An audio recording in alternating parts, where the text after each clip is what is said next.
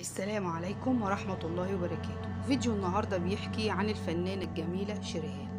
الفنانة شريهان اللي أسعدتنا كتير بأعمالها الفنية الجميلة.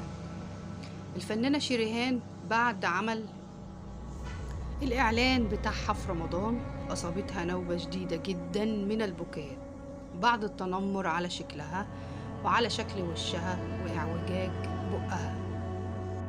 والفنانة شريهان أصلا كانت رافضة تعمل الإعلان ده، لكن اتعرض عليها 2 مليون جنيه. لكن هي حطت شرط، قالت لازم أكون أنا بطلة الإعلان ومفيش أي حد يكون معايا فيه. والإعلان كان بيحكي عن حالتها وعن مرضها وقد إيه هي مرت بحالة سيئة جدا جدا.